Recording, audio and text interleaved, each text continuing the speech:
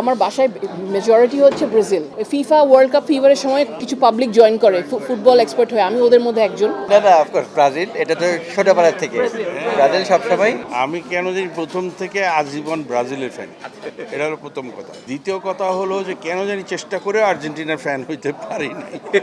এটা আমরা নিজেদেরকে অনেক লাকি মনে করি। এটা আমাদের ওয়ারফেজের একের অর্জন না। ব্যান্ড মিউজিক ছাড়া কোনো অনুষ্ঠান আসলে ঠিকভাবে হয় না। আমরা ডিফারেন্ট জিনিস এক্সপেরিমেন্ট করতে করতেই এক জায়গায় পৌঁছেছিলাম। ভালো সৃষ্টি সেটা হলো 1 মিনিট হোক আর 10 মিনিট হোক। আপনি তো অটোটিউনের কথা বলছেন, আমার মনে হয় যে ওইটা ডান অ্যান্ড ডাস্টেড। এআই এর একটা ব্যাপার আছে এখন। তো আজকে আমি যখন দেখছিলাম শুনছিলাম, মনে হলো যে আচ্ছা এগুলো তো শেখা যায়, আমি তো এই জিনিসগুলো আমার গানেও ইউজ করতে পারি। এটার জন্য নতুন জেনারেশন অনেক ইন্সপায়ার্ড হচ্ছে। যুগের সাথে সবকিছুই পরিবর্তন হয়।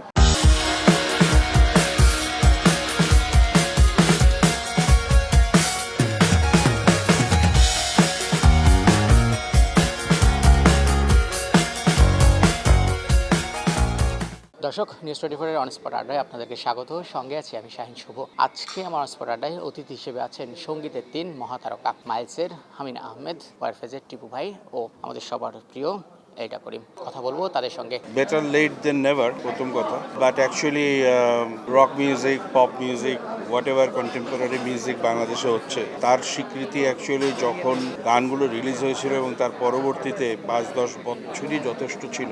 বাচ্চুর ক্ষেত্রে পস্থিমাস তার চলে যাওয়ার পরে পেয়েছে, এটা তো জীবিত অবস্থায় পাওয়ার দরকার ছিল বলে মনে করি। আমরা যেটা সবসময় ইদানিংকালে বলে আসছিলাম সেটা হচ্ছে যে why do you not consider the contemporary, particularly the bands music, যে সেটাকে একটা সম্মান দেওয়া যেতে পারে। কারণ এই গানগুলো তো মানুষের জীবনের সাথে কত বছরের ওতপ্রোতভাবে জড়িত আছে, প্রমাণিত, এটা দেওয়া যাবে না কেন? তো I am very personally happy যে এটা ওয়ারফেজ তার জীবদ্দশায় পেয়েছে, first of all very important. এবং they are the first band to receive it deservedly. ওদের প্রচণ্ড ভালো ভালো গান আছে, বহু বছরের পরিশ্রম করে যাচ্ছে, সামনে এগিয়ে চলছে, উইচ ইজ ভেরি গুড। তো আই ফিল এটা আমাদের সবার একটা জেনারেল রিকগনিশন যে যে যাই কাজ করে থাকুক না কেন, যে কাজগুলো মানুষ মনে রেখেছে, এটা আমাদের বেসিক্যালি আমাদের কালচারের একটা পার্ট হয়ে গেছে। গানগুলোকে স্মরণ করেই অ্যাকচুয়ালি 21শে পদক ব্যান্ডকে দেওয়ার মানে ওই জায়গাটা। এবং ভবিষ্যতে আশা করি যে যারা ভালো ভালো কাজ করবে তাদেরও 21শে পদক নিয়ে চিন্তাভাবনা করবে, সরকার করা উচিত।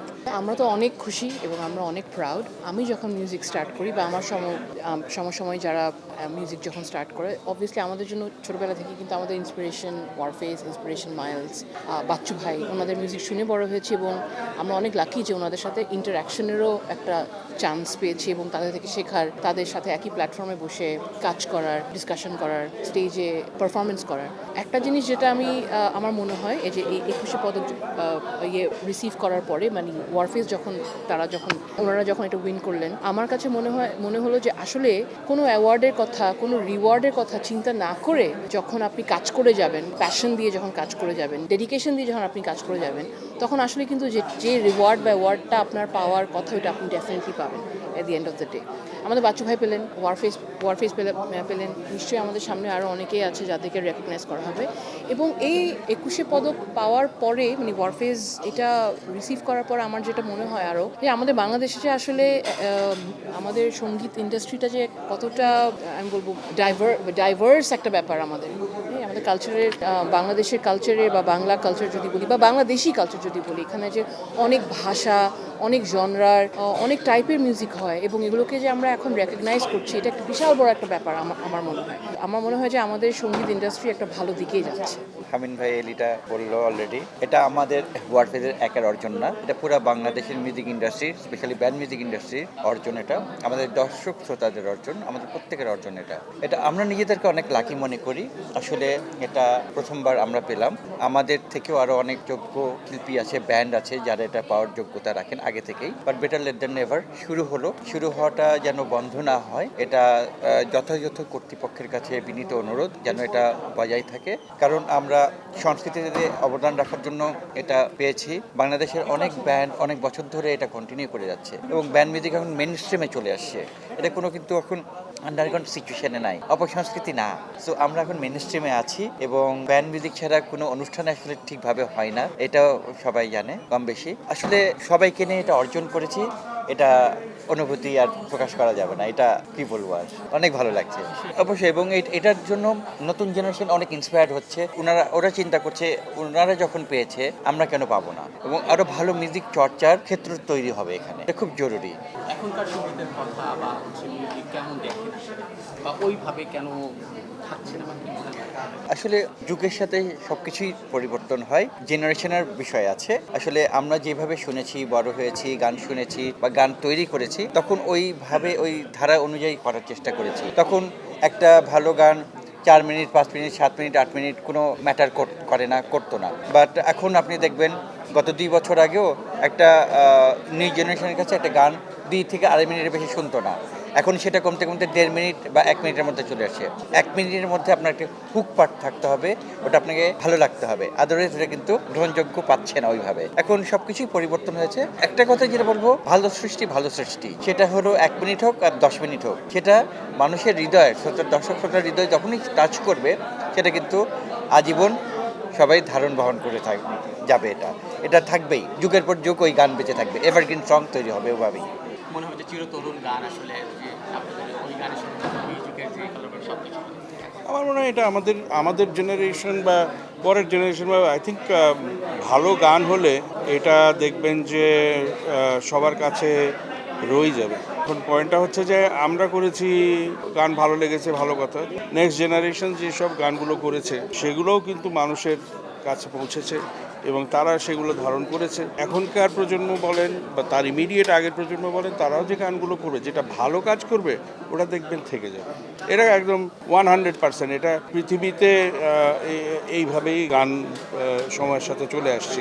সুতরাং আমি মনে করি যে there will be good songs, different songs, different approach, এবং তারা একটা নতুন ধারা সৃষ্টি করবে। ব্যান্ডসগুলো তাদের ধারা সৃষ্টি করছে, ব্যান্ড মিউজিক বলে একটা সবাই বলতে চায় একটা ব্যাপার। তো এর পরের জেনারেশনও, এই যে আজকে ঐশীর ভিডিও যেটা দেখলাম, ইটস আ ডিফারেন্ট ঐশী। তো ঐশীর তো ডিফারেন্ট জনরার করতো না, ফোকও করেছে, একেবারে আধ্যাত্মিক টাইপের গান করেছে, আবার কিছু আধুনিক গানও করেছে, মানে আধুনিক বলতে কন্টেম্পোরারি করেছে। কিন্তু আজকে she has launch herself as in a different genre, sort of like mix. তো গুড থিং হচ্ছে যে ঐশী ওর পপুলারিটি ওর জায়গাটার থেকে পৌঁছানোর পরেও ও ভিন্ন চিন্তা করতেছে, এটা খুব ইম্পর্টেন্ট। যত ভিন্ন চিন্তা ভাবনা চলবে, তত দেখবেন যে ক্রিয়েটিভ অনেক কাজগুলো চলে আসবে। ঐশী তার সাকসেসের মধ্যে স্টাক না, ও ডিফারেন্ট জিনিস এক্সপেরিমেন্ট করতে চাচ্ছে। আমরা ডিফারেন্ট জিনিস এক্সপেরিমেন্ট করতে করতেই এক জায়গায় পৌঁছেছিলাম। সো দ্যাট ইজ, এবং ভালো গান হলে এটা থাকবে, ভালো গান না হলে থাকবে না।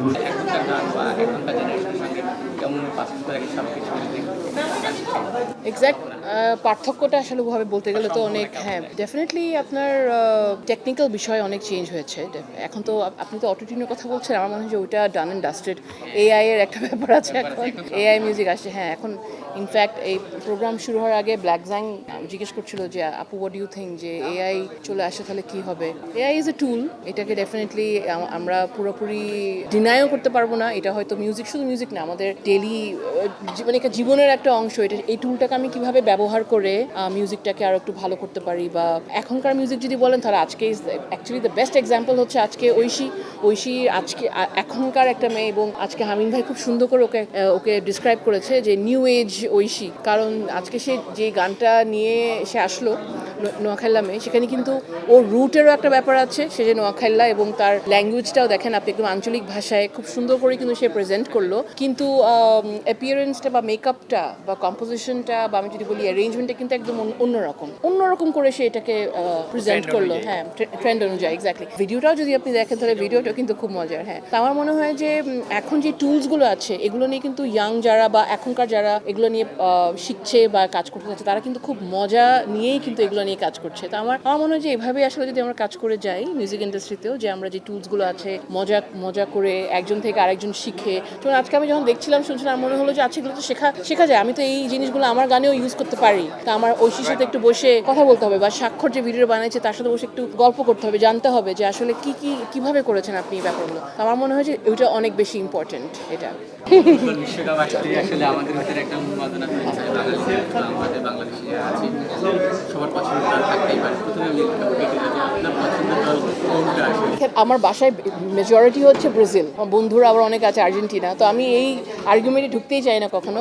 বাট আমি বলি আমি তো ফুটবল ওভাবে দেখি না, বাট যখনই ফিফা ওয়ার্ল্ড কাপ যখন শুরু হয় সামহাও আমি ট্রান্সপোর্টেড হয়ে যাই এবং আমার খুবই ভালো লাগে যে এই যে আপনি যে বললেন যে উন্মাদনাটা, তারপর সবাই যে এই পুরা এই ওয়ার্ল্ড কাপ ফিভারে ঢুকে যায়, আমিও কিন্তু ঢুকে যাই এবং আমিও কিন্তু সবার সাথে খুব এক্সপার্টের মতন খুব ডিসকাশন করি যে কালকের ম্যাচে কে কিভাবে গোল দিয়েছে বা এটা উচিত হয়নি উচিত হয়েছে এরকম। তো আমারও খুব মানে একটা টার্ম আছে বলে যে ফিফা ওয়ার্ল্ড কাপ ফিভারের সময় কিছু পাবলিক জয়েন করে ফুটবল এক্সপার্ট হয়ে, আমি ওদের মধ্যে একজন এবং আমি খুবই এনজয় করি এই এটা। কিন্তু আমি বলবো যে আমাদের হামিম ভাই কিন্তু স্পোর্টস ফ্রিক, উনি নিজে একজন স্পোর্টসম্যান। না না আমি আমি আমি আমি বলি আমি অ্যাকচুয়ালি আমার মনে হয় মনে মনে ব্রাজিল, আমি ব্রাজিল। নিপুণ ব্রাজিল, আমার ভাই এমিল সে ব্রাজিল, আমার শুধু ছোট ভাইটা কেন জানি সে মিলান, ওর বয়স যখন 4 তখন থেকেই, বাট আমরা ওকে ওভার মানে you know we have overpowered him, so we are good. Brazil.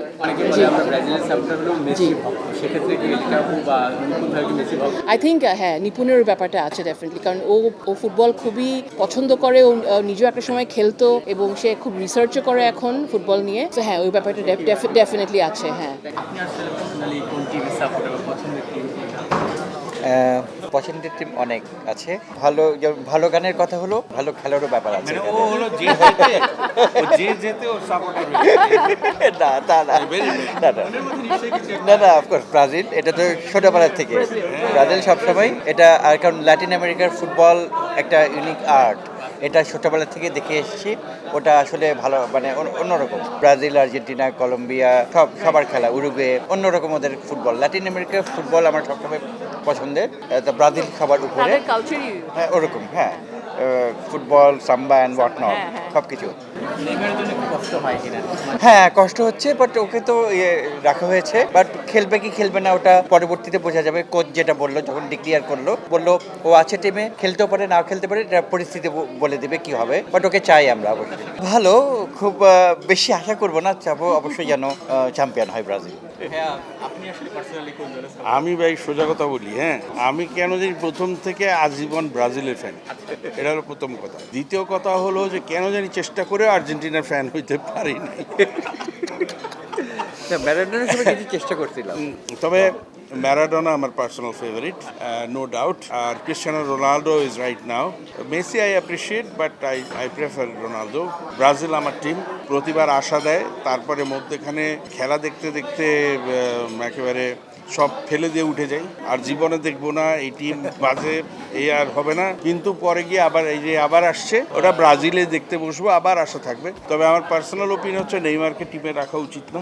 এই রাখা মানে একটা ডিস্টারবেন্স, আম সরি, মানে ভালো প্লেয়ার, কারণ ওর নামে টিমটাকে অনেক উদ্বুদ্ধ থাকে, তারপর ও কি করে যে সে ইনজিওর্ড হইলে পুরো টিমটা একটা হতাশ টিম হয়ে যায়। আমার মনে হয় যে ব্রাজিল রাদা একটা ফুল টিম হিসেবে যদি খেলে, সুপারস্টার না থাকলেও চলে।